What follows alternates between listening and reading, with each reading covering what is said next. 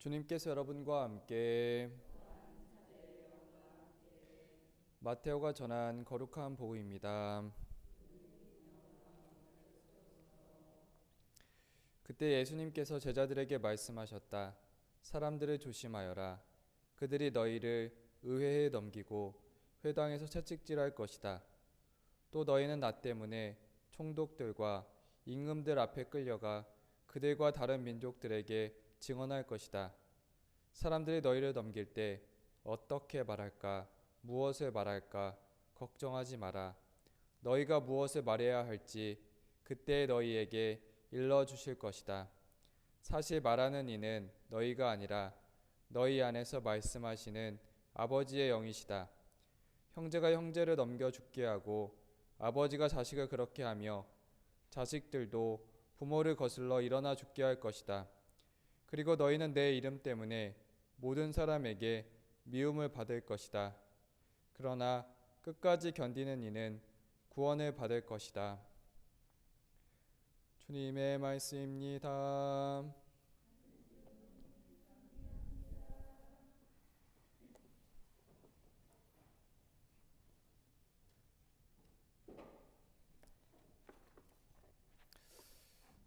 찬미 예수님, 저희가 어저께 거룩한 독서 기도를 했는데요.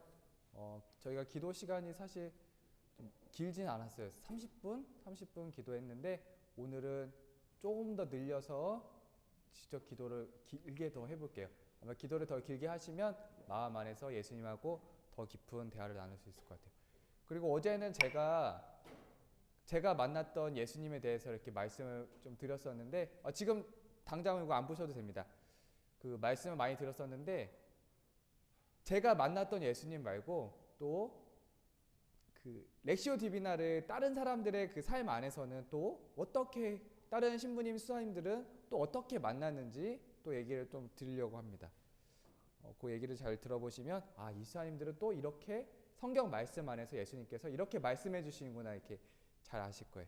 오늘 그 얘기를 좀 드리면 저하고 그 같은 해에 수련소에 있었고 저하고 같은 해에 사제 서품을 받았던 베트남 그 수사님 그 도미니코 꾀 수사님이라고 계세요. 지금은 그 수사님은 어디 계시냐면 동티모르 선교지에서 그 동티모르에서 이제 우리 수도원에 들어오려고 하는 그 예비 그 성소자들 도와주는 역할도 하고 동티모르 사람들하고 같이 그 성사도 하고 거기 사람들과 같이 사는 그렇게 지내고 있어요. 이렇게 지내고 있는데 그 수사님이 우리 수도원에 오게 된 계기가 있어요. 그 얘기를 좀 드릴게요. 베트남 그 여러분들 그 지금 다 들으실 때 그 베트남 수사님의 마음이 어땠을까라고 생각해 보시면서 하시면 좀 이야기가 좀 잘 전달이 잘 될 것 같아요. 그 수사님은 그 베트남에 예비 신학생을 준비를 하면서 베트남 이제 신학교에 가려고 했었어요.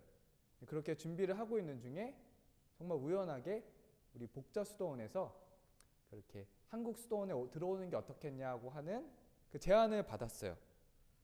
그런데 보면 그 외국에 나가서 거기서 평생을 살아가는 것을 선택하는 거는 굉장히 큰 모험이에요. 정말 모든 것을 그냥 다 던지는 듯한 정말 그 예를 들면은 거의 벼랑에서 떨어지는 느낌이 들 수가 있는 거예요.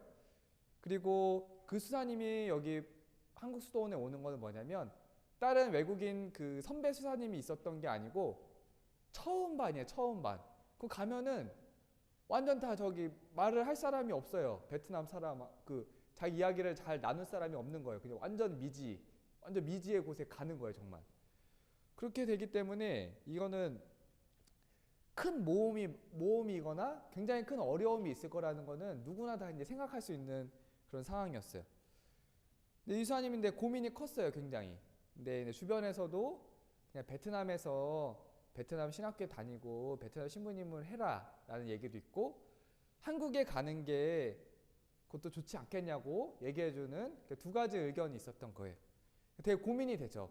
이 고민이 되는 거는 예수님께 기도를 드려야 되는 부분인 거예요. 이런 것들은 정말 어떤 하느님 안에서 어떤 것을 선택해야 되는 부분인데 내가 스스로 내가 원하는 걸 선택하는 게 아니라 정말 나중에는 결국 선택은 내가 하는 거지만 하느님 안에서 어떤 게 좋은 선택인지 기도하면서 이제 고민을 했던 겁니다. 그래서 사실상 보면은 어떤 길을 택하든지 간에 다 좋은 거예요. 베트남에서 신부님 하는 게 나쁜 건 아니잖아요.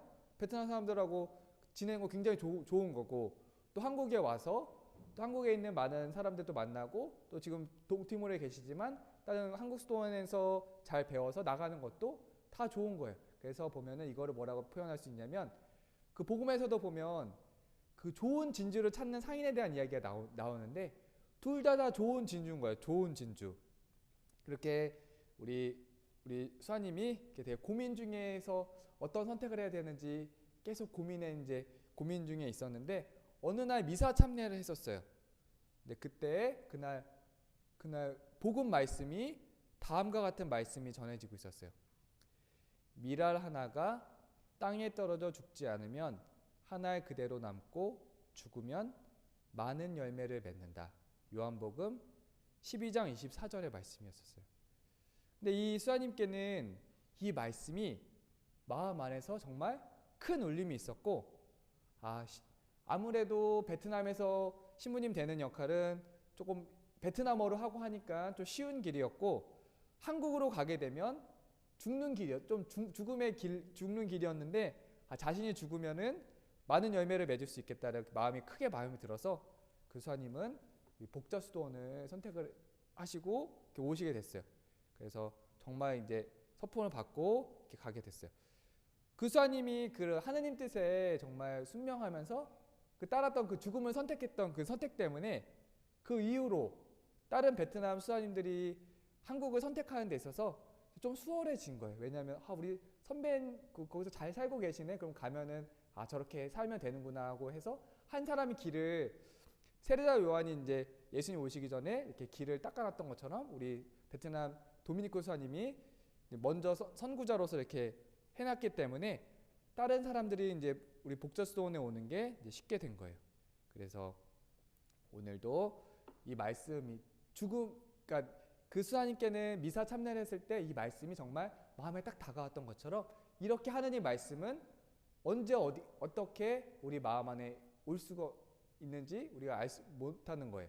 그래서 렉시오 디비나 안에서도 이렇게 전해지긴 하지만 이렇게 미사 참내 가운데 안에서도 이렇게 말씀이 전해진다는 거 또 이렇게 말씀드립니다. 그리고 제가 또 얘기를 하나 또 드리고 싶은 게 뭐냐면 그 트라피스트 수도원 외국, 이번에는 또 외국 수사님 또 얘기를 드리는데 어디게 이 거룩한 독서 렉시오 디비나 만드신 분이 누구냐면 체계적으로 만드신 분이 귀고 2세 1100년대에 계셨던 귀고 2세인데 그분이 소속됐던 수도원 이름이 뭐냐면 트라피스트 수도회인데 최근에 지금도 트라피스트 수도원이 있는데 거의 트라피스트 수도원에 골룸반 히니시 그 수사님이 우리에게 전해주는 그 렉시오 디비나의 체험을 또 이렇게 말씀드릴게요. 그 신부님의 그 글을 제가 천천히 읽어드릴게요. 한 메시지가 나를 위한 것은 아니었지만 나는 몇 년 전에 이것에 대한 놀라운 경험을 했었습니다. 저의 친구인 한 수녀님이 나에게 어떤 수녀원의 한 수녀님이 어떤 희귀한 병으로 임종을 앞두고 있다는 내용의 편지를 받게 되었어요.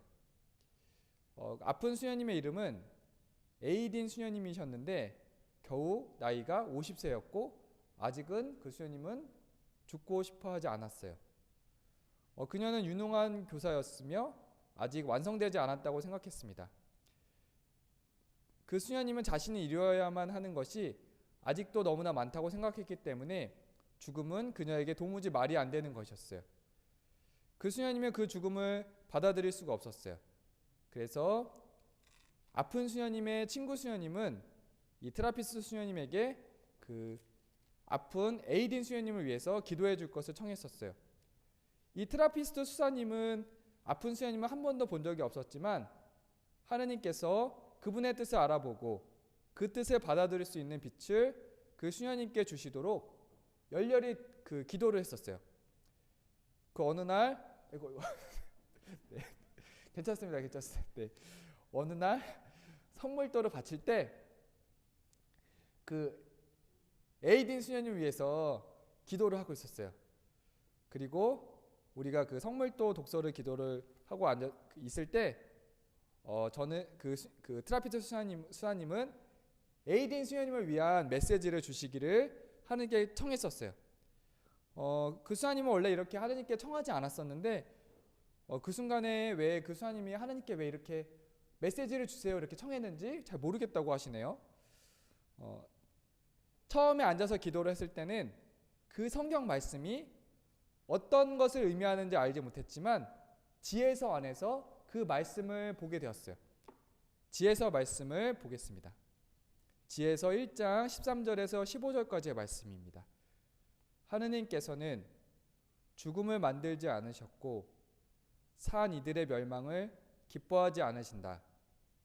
하느님께서는 만물을 존재하라고 창조하셨으니 세상의 피조물이 다 이롭고 그 안에 파멸의 독이 없으며 저승의 지배가 지상에는 미치지 못한다. 정의는 죽지 않는다. 이 성경 말씀은 그 수아님의 기도에 대한 직접적인 응답으로 받아들였어요.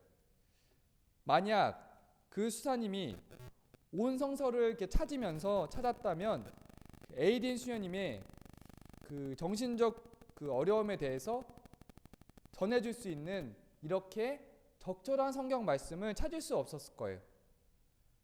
그 수사님은 친구를 통해서 에이딘 수녀님에게 이 성경 말씀을 보냈어요.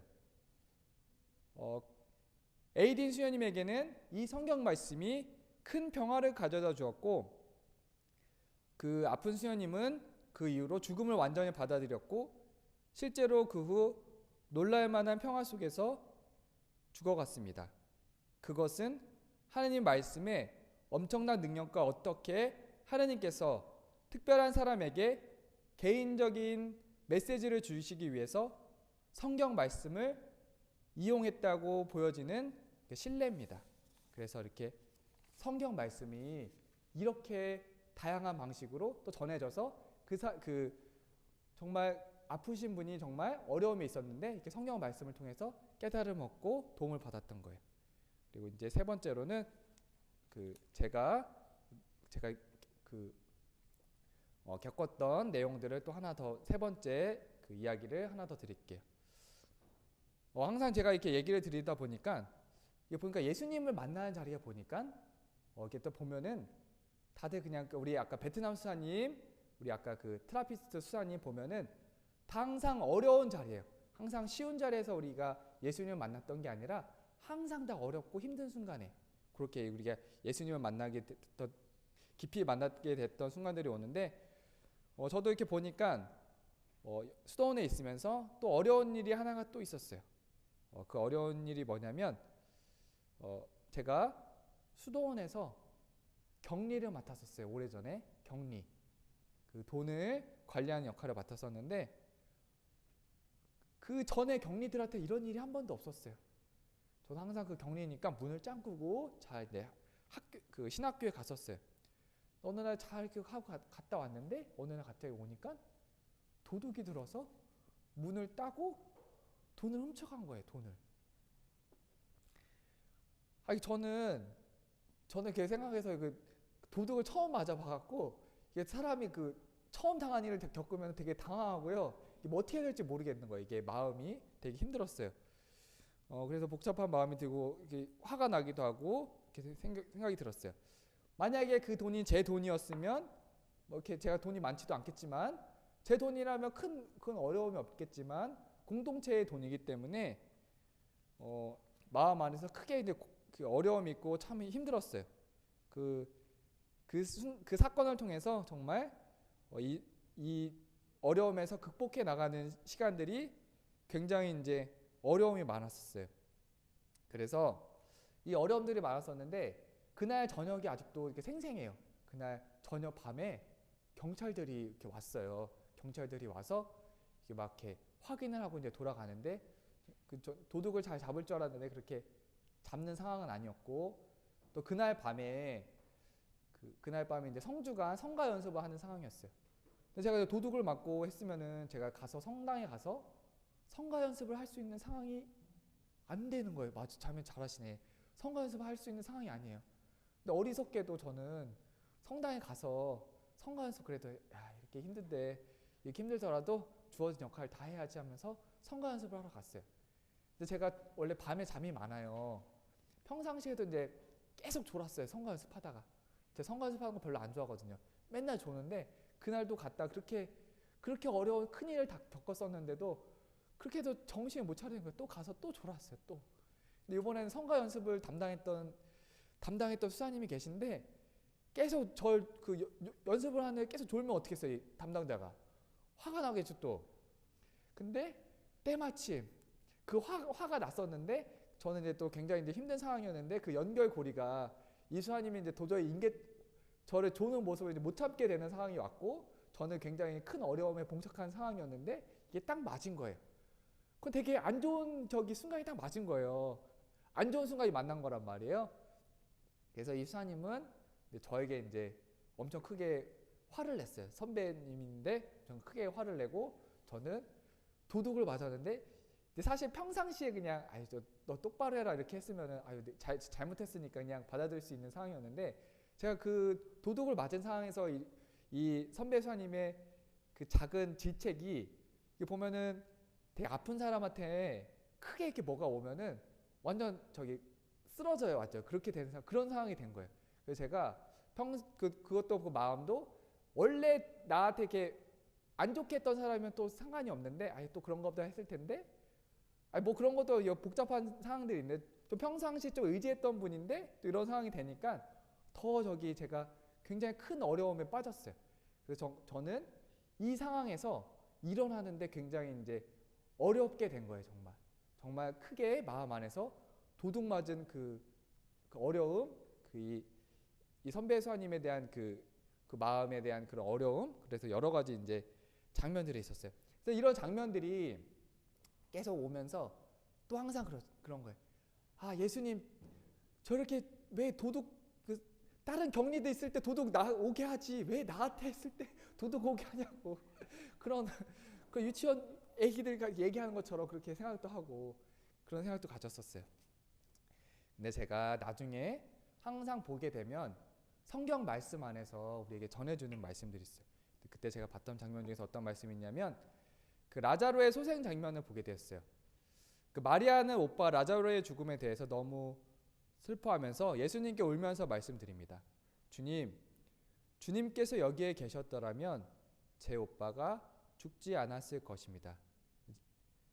이어서 마리아도 울고 또 그와 함께 온 유다인들도 우는 것을 보신 예수님께서는 마음이 북받치고 산란해지셨습니다. 마리아가 너무 슬퍼하면서 우는 장면을 보고 함께 있던 사람들 다 슬퍼하면서 우는 거야. 라자로의 죽음을 보면서 예수님께서도 마음이 정말 북받치시고 울음을 터뜨리시기 직전이었어요. 이어서 요한복음 11장 35절 예수님께서는 눈물을 흘리셨다라고 표현이 되어 있어요. 저는 이 예수님께서 눈물을 흘리셨다 이 장면을 계속 묵상하고 있었는데 이 여러 가지 그 사건들을 이렇게 같이 보게 되면서 예수님 어디 계셨어요? 라고 이렇게 기도를 드렸었는데 이 라자로의 이 장면을 보면서 예수님께서는 떨어져 계신 분이 아니라 예수님께서는 제가 그 도둑을 맞고 힘들어할 때 그 선배 수사님과의 관계 안에서 어려움이 있을 때 뒤에서 모른 척하고 그냥 숨어 계셨던 분이 아니라 항상 마음 안에서 항상 함께 해주신 분이라는 거, 함께 아파하신 분이라는 거. 그래서 여러분들도 우리가 힘들고 어려움 중에 있을 때 예수님께서 그렇게 떨어져 계신 분이 아니라는 거예요. 예수님께서 항상 마음으로 함께 하신다는 거라는 거예요. 그래서 이렇게 함께 해주신 분이라는 걸 깨닫게 되었고, 우리가 어저께 자케오 복음을 봤어요. 자케오 복음에서는 자케오는 예수님을 보고 싶은 마음에 무화과 나무에 올라갔었어요. 그리고 예수님께서는 그런 자케오의 마음을 보시고 나무에서 내려오라고 이렇게 말씀하시고 예수님을 만났었어요. 그리고 요한복음에 보면 38년 동안 그 베자타 목가에서 누워 있는 병자가 있었는데 예수님께서는 그 병자의 마음을 또 알아보셨어요. 그리고 과부가 헌금할 때 예수님께서 말씀하셨죠. 저 과부는 자신의 모든 것을 넣었다라고 표현됐어요. 예수님께서는 그렇게 그 봉헌하는 그 마음들 다 보고 계셨던 거예요. 우리가 예수님께서 이렇게 계속 우리의 어려운 마음들 계속 보고 계시다는 거 기억하시면 좋겠어요. 오늘 제가 이렇게 설명을 또 드렸고, 저희 항상 피정은 저기 제가 뭐라 그랬어요? 과학적인 피정이라 했죠. 지금 과학적인 피정이에요, 여러분들. 과학적인 피정이기 때문에 여러분 이 내용들을 같이 이론적으로 또 같이 또 보겠습니다. 저희 이 내용 요거 프린트물 왼쪽에 이번에는 분심이 들 때 기도하는 방법.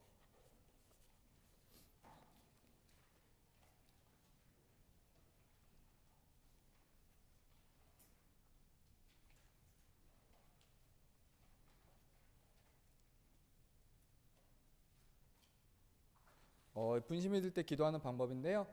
이 분심이 들 때 기도하는 방법은 우리가 어저께 제가 분심에 대해서 이렇게 말씀을 많이 드렸고 이렇게 했는데, 제가 지금까지 말씀드렸던 거는 제 마음 안에서 여러 가지 생각들이 그 마음 안에 떠올려지는 순간들이 있는데, 그것에 대해서 예수님께 기도드렸던 그 다른 수사님들의 그 두 가지 이야기를 드리고 제 이야기를 또 하나 드렸어요.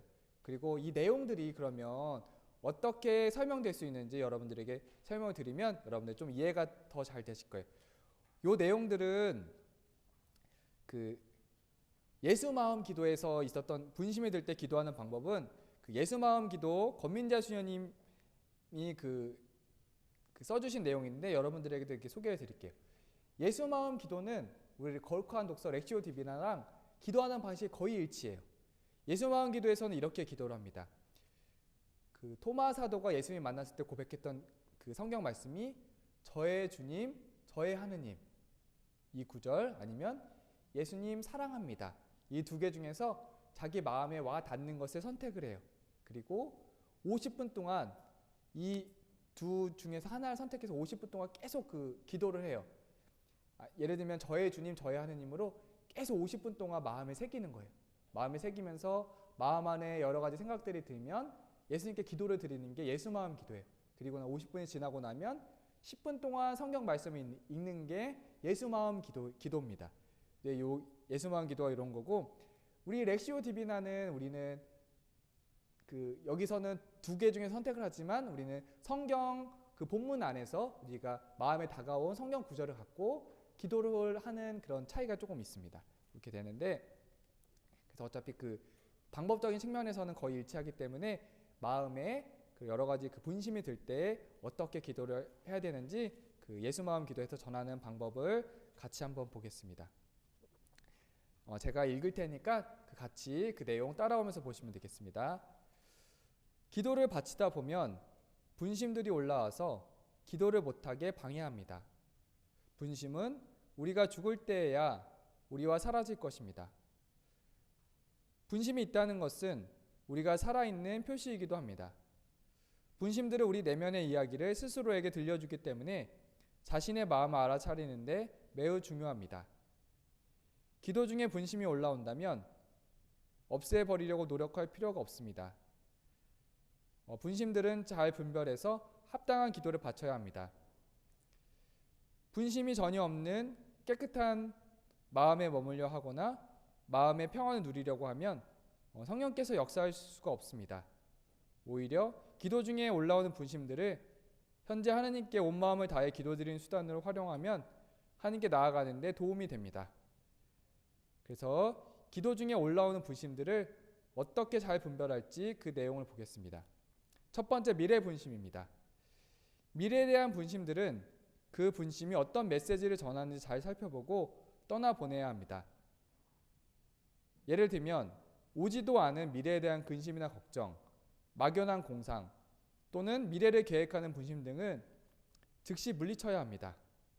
예를 들면 우리가 오늘 오후에 어디를 갈까?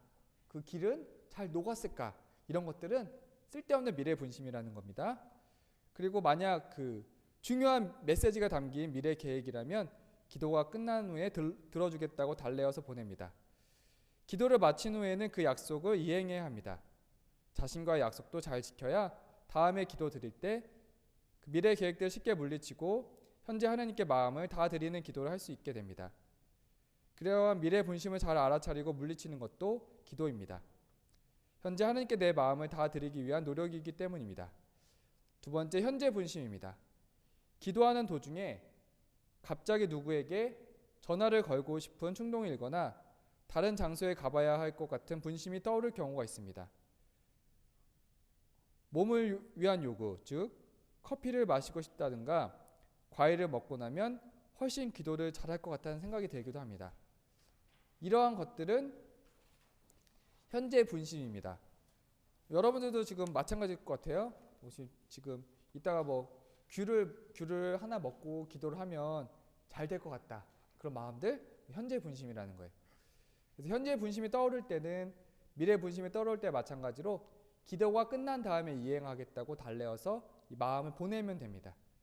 지금은 하느님께 기도를 드리는 시간임을 스스로에게 상기시키고 오직 하느님께만 지금 현재의 마음을 드리도록 합니다. 기도 시간에 졸음이 오거나 잠에 빠져들 때가 있어요. 잠이 오거나 너무 힘들게 되면 기도를 하시다가 밖에 나가서 이렇게 걸어 다니면서 그 렉시오 디비나를 하시면 돼요. 이따가 우리 저희 기도하실 때 앉아서 하실 때 너무 힘들다. 일단 앉아서 하시는 걸 권해드리고 너무 힘들다 하시면 밖에 정원 걸어 다니시면서 마음에 새기시면 돼요. 그러다가 잠이 깼다 하면 다시 이렇게 와서 성당에서 기도를 하시면 돼요. 그래서 잠을 자는 것보다 걸어서 기도를 하시는 것을 말씀드릴게요. 우리가 자고 있으면 기도를 할 수가 없어요. 그리고 세 번째, 과거 분심입니다. 과거에 대한 기억이 떠오를 때는 미래 분심이나 현재 분심의 경우와는 달리 주의를 기울여야 해요. 이때는 무작정 물리치는 것이 아니라 마음의 상태를 잘 헤아려 보고 왜 그런 분심들이 떠오르는지 살펴보는 것이 매우 중요합니다. 우리의 내면 깊은 곳에는 사랑받은 체험도 있지만 상처와 좌절, 오해와 억울함, 슬픔과 열등의식 등 어두운 체험들도 깃들어 있습니다. 따라서 이같이 떠오른 과거 본심들을 잘 분별하여 살피다 보면 자신의 참 모습을 만날 수 있습니다. 기도 중에 떠오른 과거의 경험, 자신이 느꼈던 상한 감정들을 잘 살펴보고 그것에 대해서 하나님께 항의를 할 수도 있고 또 고발을 할 수도 있고 이렇게 마음을 표현을 하소연하는 기도를 바칠 수가 있어요. 이런 것들이 우리가 하나님께 드리는 기도로서 필요하다는 겁니다. 그래서 우리 자신의 과거의 감정에 대해서 현재 기도 안에서 솔직하게 하나님께 말씀드리는 것이 필요하다는 거예요. 저 같은 경우는 아까 그 내용, 그 체험 안에서 하나님 제가 그 순간에 너무나 힘들으셨는데 왜 그 다른 격리 있을 때 도둑 맞게 하지 왜 나한테 있을 때 도둑 맞게 하셨어요. 그리고 그런 얘기들, 솔직하게 그런 얘기들을 하나님께 잘 우리 마음 안에서 잘 전하시면 된다는 거예요. 그래서 오늘 두 번째 거룩한 독서 시간인데요. 분심에 대해서 오늘 이렇게 잘 내용에 대해서 쭉 봤고 다른 그 여러 가지 상황들 안에서 하나님께서 우리 안에서 그 말씀하시는 그 순간들을 이렇게 또 말씀을 드렸어요. 그래서 오늘 미사 이렇게 봉헌하고요. 또 미사 마치고 계속 렉시오 디비나 기도하는 시간 가지도록 하겠습니다.